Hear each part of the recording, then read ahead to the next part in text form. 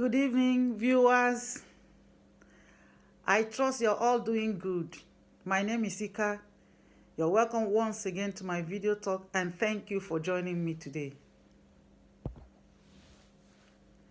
The topic of my discussion today is the do's and the don'ts in your motivational letter or personal statement. I have already done a video on how to write your motivational letter or your personal statement. But you see, this one is different.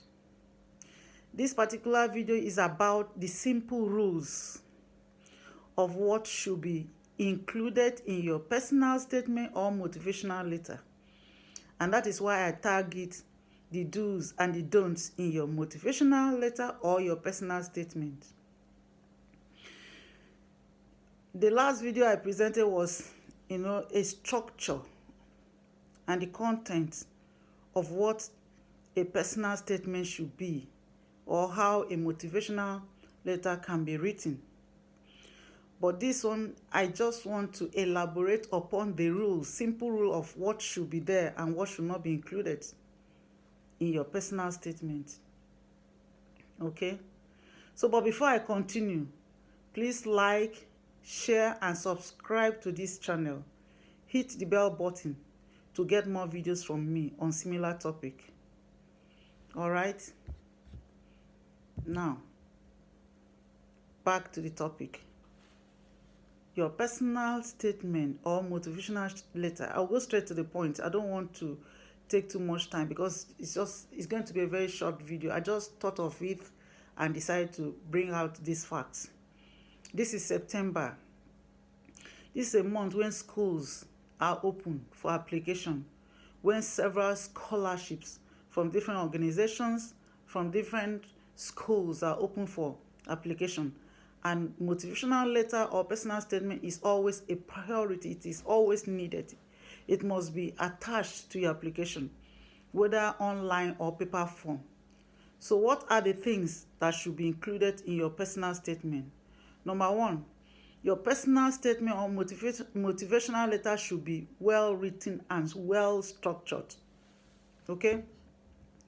It should be well written and well structured. Your letter, let me just call it letter. You know what I mean? Either the motivational letter or personal statement. Call it letter of application. It should be clearly planned and well refined. As you write it, it should be clear. You have to write it in a very clear format. Make all the information you're providing to stand out. Do not present a clutter, you do not present your information in a cluster form, everything jam-packed together. If you do that, I bet you the assessors or the supervisors might not even read it. They might just bin it, put it in the bin, and will not bother to waste their time reading such an untidy writing. Now, the skill of a well-structured written piece is a skill sought for by many, whether school or organizations or whether people sponsoring the scholarship. So what does that mean? That means your letter of application should be well structured, well written, and the skill will show up. If you write your personal letter that way, the skill will present itself. You don't need to present so much argument to convince the supervisors.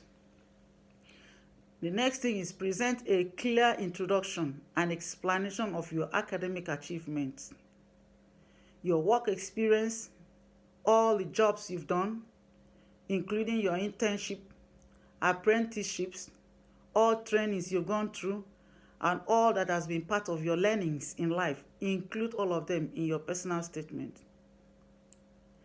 And you can also bring in every extracurricular activity you've been a part of or you've taken part in. Bring all of them in. They are all achievements.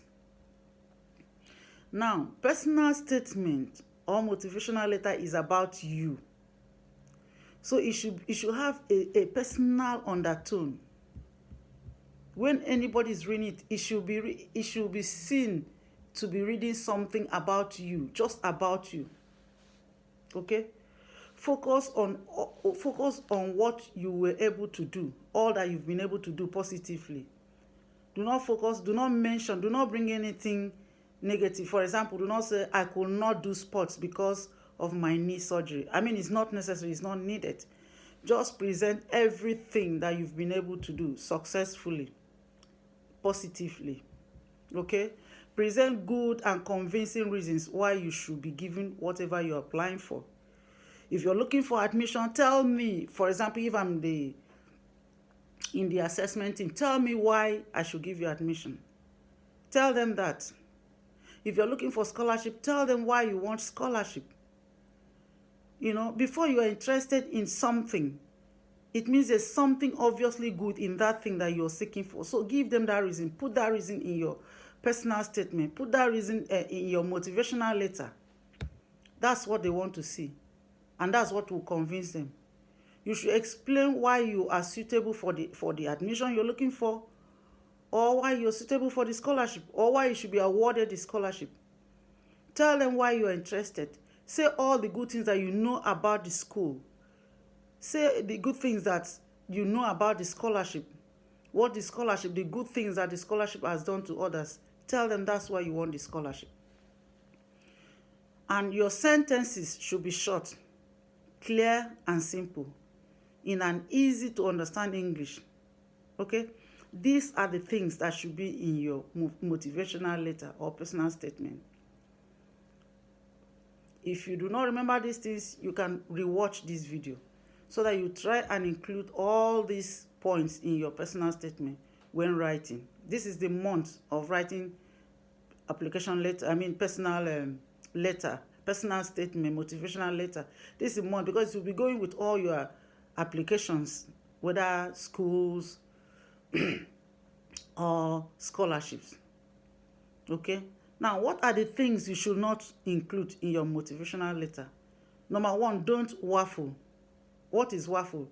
Waffle means writing and writing and writing without making any sense or presenting any tangible point.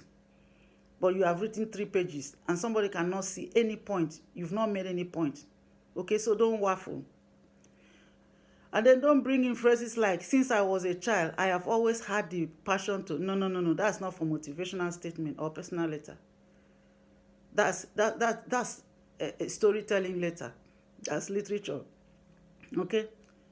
But you can... If you bring in such statement, they are baseless and meaningless. And it might not interest anyone to look at it.